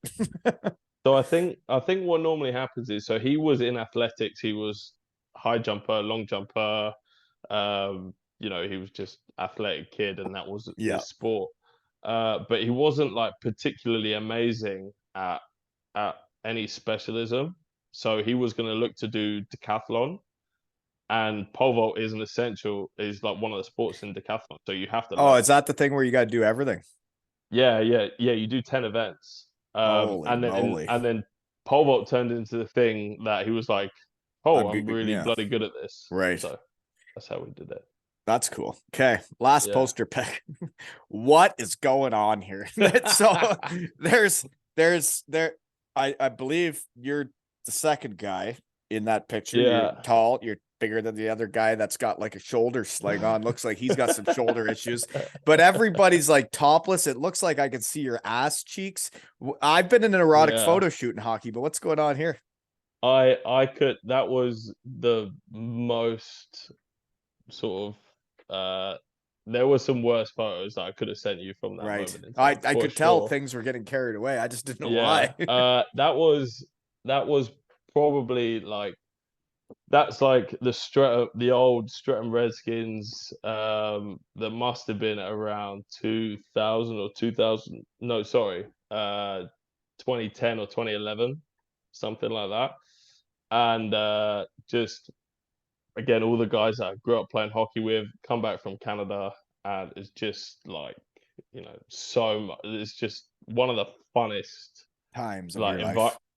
in environments to play hockey in foreshore where you're all just playing for that club that has so much history and you all just love being there. And you're That not doing it was for the money and you're not doing it for yeah, yourself. You're doing it for each other. Yeah. yeah. And that was I think that was, after the season had ended, one of the last practices, everyone is just completely smashed. And This is we after what? One of the first practices? no, after like the last one. So we'd played our last game, and then normally in British hockey, you might practice once more just to have fun and just piss Oh, around. that's okay. Yeah, because it's not serious. Everyone's local and stuff, Yeah. and whereas pro hockey, everyone's just Yeah. See you later. oh, see you later. Yeah, but so that was one of those practices. Sort of after the season was done, that was one of the last years in the old rink as well. So they were soon gonna knock it down and build a new one. So that was like quite the end of that season was like quite significant in that sense. So do you drink before you get on the ice? In that case, probably yeah. Okay, That was I'm trying to figure it out was how you get there. crushed and then get Well, topless and whatnot. Like, well, so this you is got to like practice, and like I can practice hungover, I can't practice drunk. this is like a Wednesday as well, where guys have work on like Thursday and Right. stuff. And there were some guys that went to the pub at like 2 o'clock, and then we're not on the ice till like 8 or 9, and just Oh, so then com practice is until completely. nighttime. So you're showing up pretty well in the Yeah, bed, yeah, yeah, having a yeah, practice, and then yeah. so who's like, so how did people start taking their clothes off on the ice?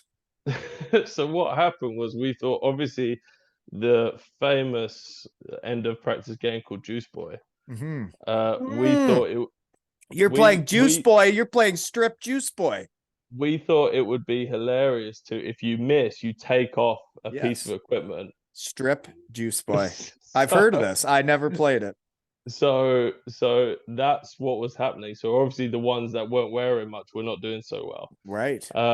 And yeah, How far did it get?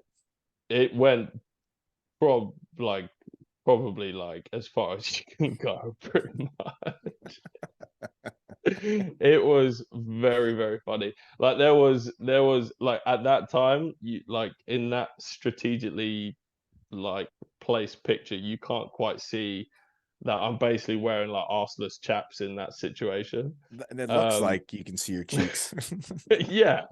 Like there's more photos where you see like, Right. yeah, you see exactly what's going on. But my move became then to do basically sort of like as I approached Show the the net, cheeks. You go and turn yeah, around. just spin her arm, like protect the puck sort of thing, Yeah. and then just try and bury it. But if puck probably just goes into the corner, I just barrel straight into the goalie most often. So But did you end that up was scoring? Or were you the naked one? no, I think I probably scored. I think there were some scenarios where guys were just jealous they weren't getting involved, so they just kept going back in. Well, to be honest, that just sounds like a lot of fun. Yeah, And fun is fun. It was great fun. It was great fun. So I guess Absolutely. that's a lot of poster picks we went through, but they were great ones. Good effort on the poster picks. Thank you. Thank you very much. I dug deep in the archives for some of them, especially that last one that we was talking about. So what's That interesting was for me is hidden. what you brought up a Streatham, and I am like deep into the hockey world now. Is someone like followed and then reached out, and it was about having knives in the UK and getting them away from having knives in the UK to get them on the ice and get them into Yeah. hockey. And was like blades on your feet, not in your hand or something. And Oh, anyways, they reached out, and then I guess everywhere is different, right? But I never meant to share their page or whatever, and I never did. But yeah, I don't know. yeah. Well, yeah. Send it, or yeah, Yeah. send some info. And I don't know where they were out of or where they're based. They just reached out, and things have been busy, and I can't keep up sometimes. unfortunately, there's probably quite a few areas in the UK where Is that right? needs to happen. Yeah, it's depending on where you are. I mean, some areas of London now are better. Like Streatham's a much more affluent area now than it used to be.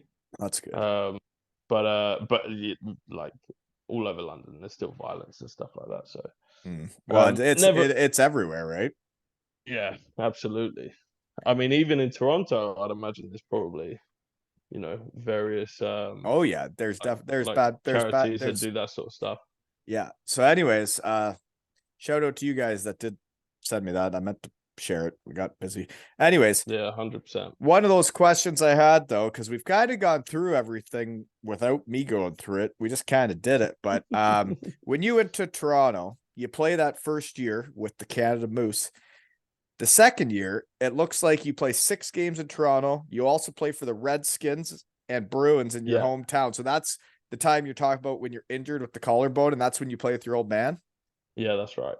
Yeah, Okay. So then the yeah, next year you go back to Toronto. So you're in Canada as a Brit and you get named the captain. yeah. That's That was cool, eh? pretty. Yeah, it was pretty fun. It was that the Moose had a very young team that year.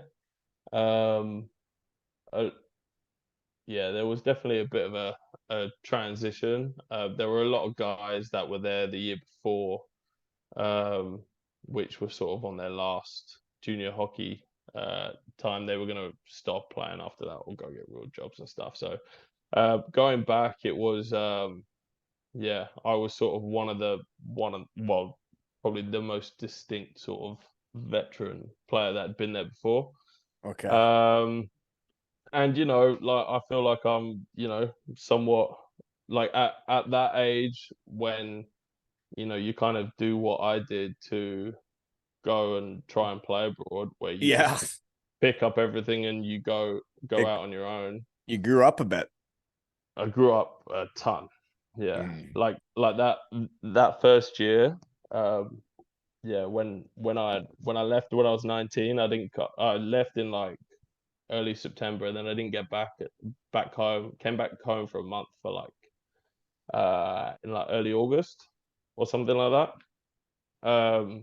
Because I had a 1 year working holiday visa. I wanted to kind of, I felt like it was weird if I just went home early. So um, yeah, in that like 11-month stretch, is like I went there like a boy, and I came back a completely different person.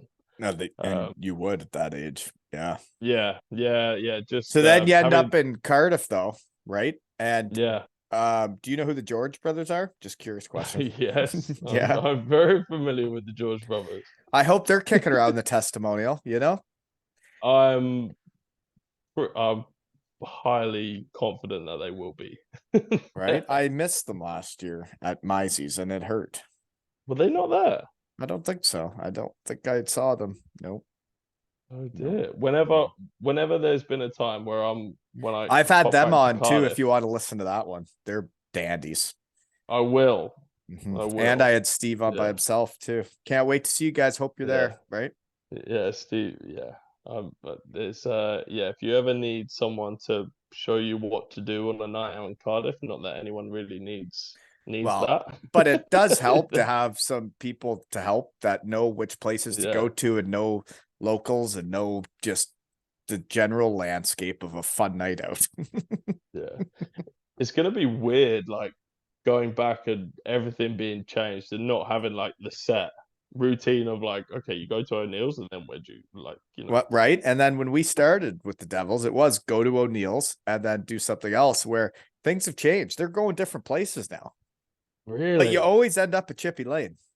That is a thing Yeah. still, I I think. reckon I reckon Batchy's will suit the old routine. There's a lot of the old guard there, right? Well, there's also So the new punks too, though. I don't know. This Heidi's place was pretty fun last year. Heidi's, eh? Yeah, it's right there. Sounds interesting. Yeah, it's all right there in that pocket of fun. And then you run your muck and then you hit Chippy Lane. So what do you think you'll order when we get there at 2, 3 a.m.? I knew you were gonna ask me this question, and I think normally I'm not really You're a fitness in guy. You're going to go for a salad, get your 8 hours, waters, protein shakes, foam No, rollers. no. What I was gonna say was I'm not like very good at making decisions by the time I'm at Chippy Lane in that sort of state.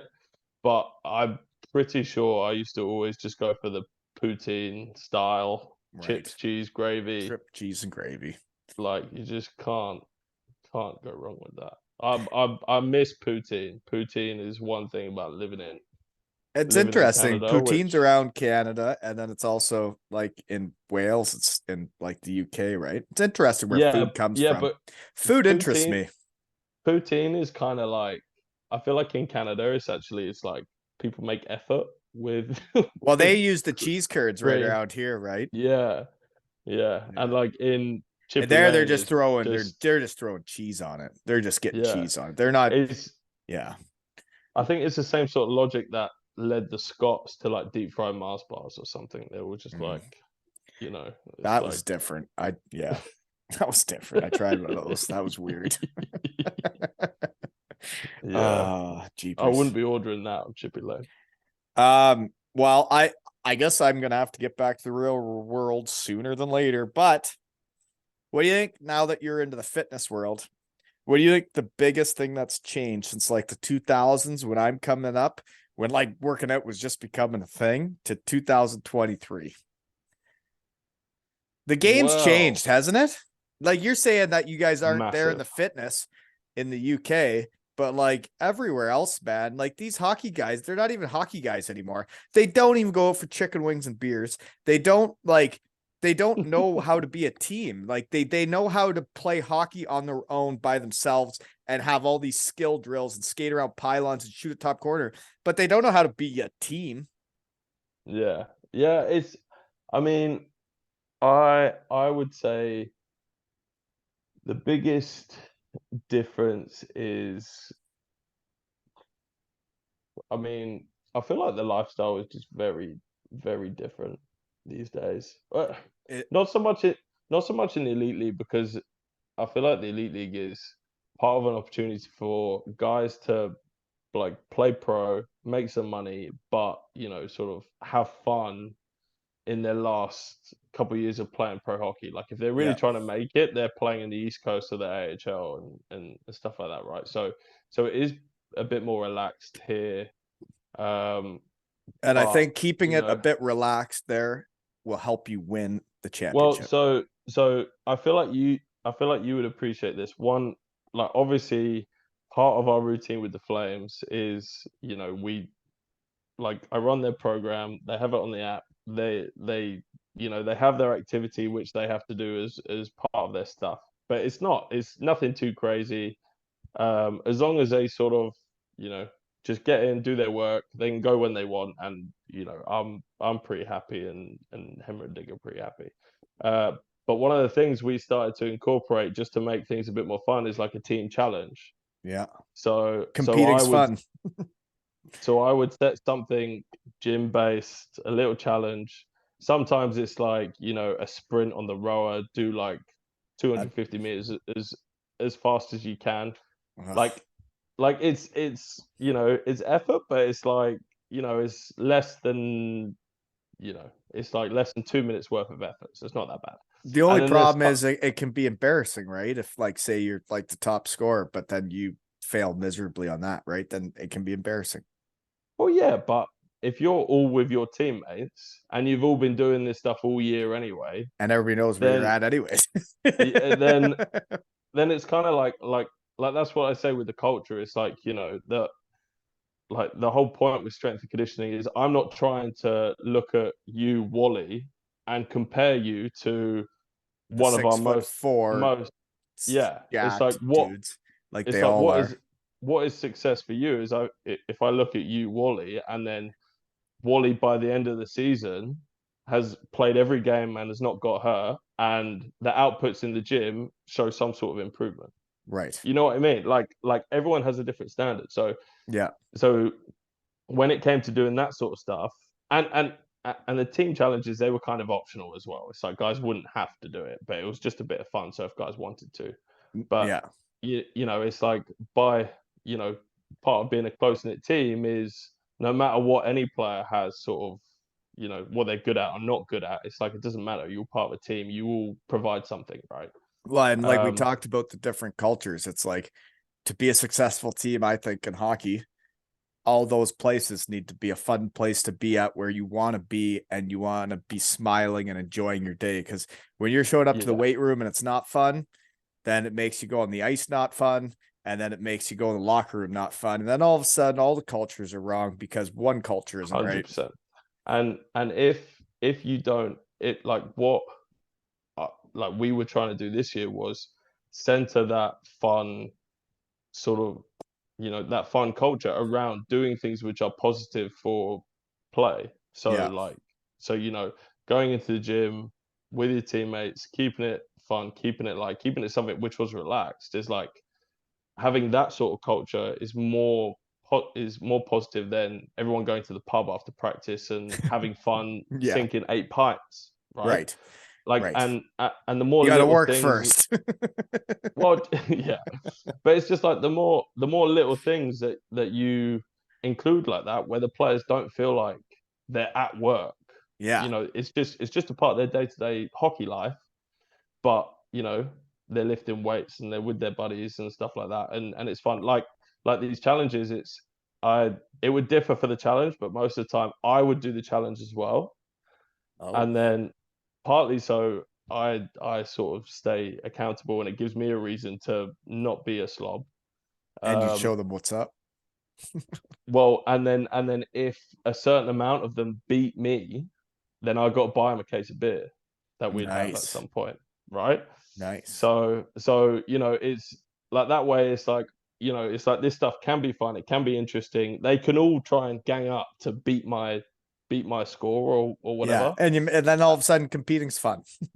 Yeah, yeah, exactly. And they're having fun in a gym, which the season before, I don't know because I wasn't there, but it seemed like there weren't many guys that even walked into the gym. Right. You know, And it is a so thing to be at the second half of the year, and like how hard teams push guys, how it's done, how the season goes, what the culture's like, what the gym's like, all of that depends what guys are feeling like come the second half. And like once you've been through the grind, it's like you can see it in some guys' faces. I see it on pictures now when I look around. It's like you can see which guys look healthy and like have the color in their face, and you yeah, see which guys look pale and miserable. and the one thing that I think I need to give credit to all the guys we had this year, um, is like it took, we had the first couple of months of the season, the schedule was mental with Challenge Cup and everything like that. And as soon as we got into November, December, we didn't have any midweek games. So the two lifts that we did in the gym, we could focus a little bit more on, okay, we're gonna we're gonna try and develop a bit of strength. We're gonna try and sort of start increasing our outputs, get guys actually trying to get stronger. And I think after week 1 and 2, there would be a bit of fatigue that came with those gym sessions, which would normally be okay by the weekend for the players.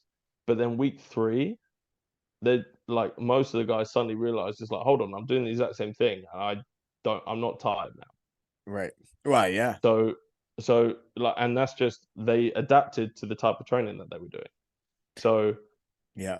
When so it's a thing. So I don't want hockey to change. I like chicken wings and beers. I like people having fun. But like I yeah, went to the Red Wing game with my kids, and like we went down to the locker room, and this was literally we were in the Red Wings locker room within, I would say, within 10 to 15 minutes of the game ending. Everybody's equipment was put away. They were no longer in the locker room except for the coaching staff that we met.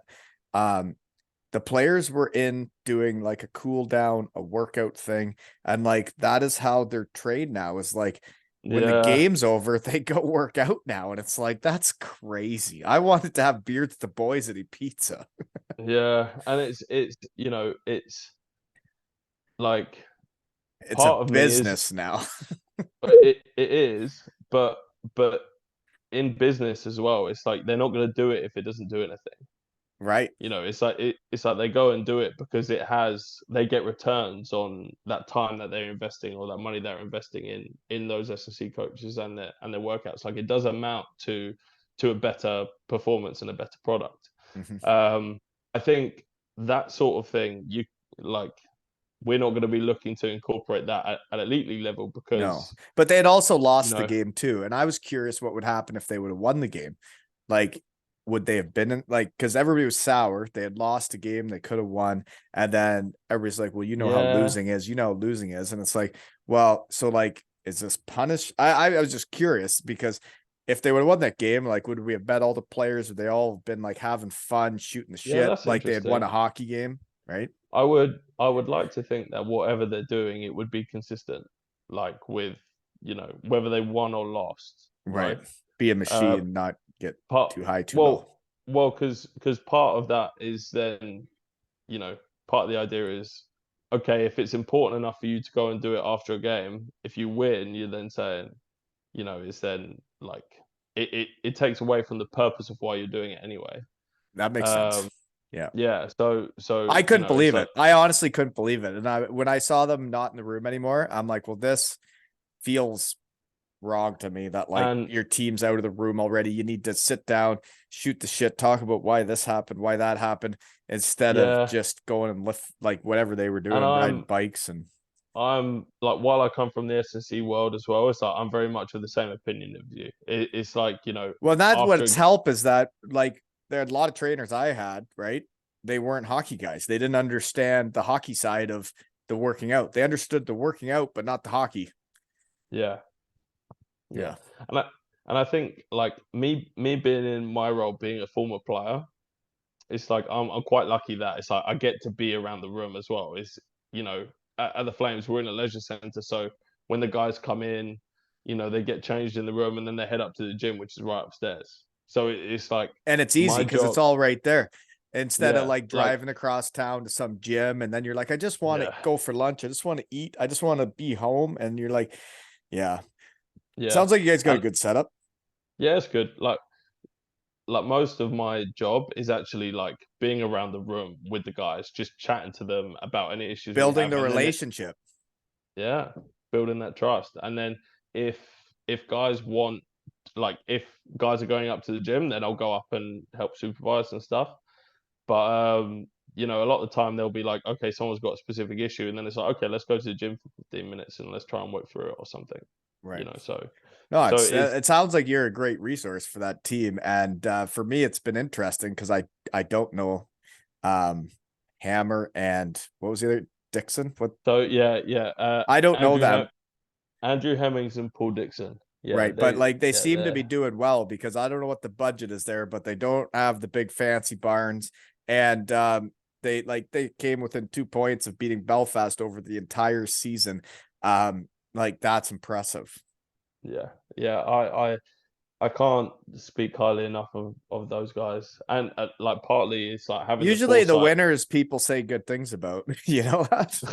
Yeah, But yeah, seriously, pretty like much. with the guys that know what it is about and what like the shed And guys, sounds like they're and shed guys. like having the year that we've had as well, it then like it's enables us to enables them to go to ownership and stuff and be like, look, we got a good thing going here. It's like if we double down, like we're not looking to come third or fourth this next season or come 2 points within winning the league title. It's like we want to win. Well, it's the Like culture. That's the that's culture you yeah, build, right? And that's what it's yeah. about. Yeah, Hun- second place isn't cool for anybody. Who wants to finish No, second? yeah. Sucks. Most of the guys were pretty gutted Well, with and you would be. Yeah. how Well, it and you would finished, be. right? Even though And even when you though we say most weren't of the guys, if there anybody wasn't, no, yeah, then yeah, yeah, like then that's the all of the problem. guys. Yeah. Yeah, No, yeah, but yeah. There like was it was impressive. And like what's neat for me is that shed guys know shed guys and like that I didn't know you. Guildford fans have been asking me to have players on. I'm like, sometimes I'm like, I don't even know if I want to have players on from the teams I really haven't yet because I still need yeah. enemies. It's like I already like Manchester, I like Cardiff, and it's Yeah, like Sheffield. There's a bunch of shed guys on that team, and it's like I can't start liking many more teams, or it's like I'll have no yeah, enemies left. It's like yeah. This is hockey guys are true. hockey guys, and I Yeah, sometimes you got to there's keep enemies. there's gonna be some rivalries this year for sure. Yeah, and Definitely. that is. So I think it's interesting how the seasons just go by now, and I've been out of the game now 7 seasons, and then this year, yeah, like Cardiff doesn't win, they're gonna be figuring out how to beat you, how to beat Belfast. They're gonna be changing shit because they didn't win, and then you guys are gonna be trying to tinker with what you have to try and get you over the edge. Belfast is gonna be like, how do we do this again? Sheffield's gonna yeah, be like, yeah, what are we doing? And yeah. it like shed guys like to compete, and it's funny to watch it all. Yeah. What one thing I'll say is the league, since I played in the league and it was a long time ago, it was like it's a complete step above. Like the league is so bloody good now. Yeah, And it's really good hockey. it's crazy good. And like Yeah. you got Nottingham, sorry, they didn't have such a great year. Sorry, Nottingham, but you got likes of Sheffield, like multiple times they sold out 9,000 seats this year. That's Like it's a lot of fans. And then you see the it's fans going to crazy. Belfast and it's like Yeah, this is legit. This is as legit as hockey it gets. really is. And I think with And then did you hear about all the chocolate in Manchester?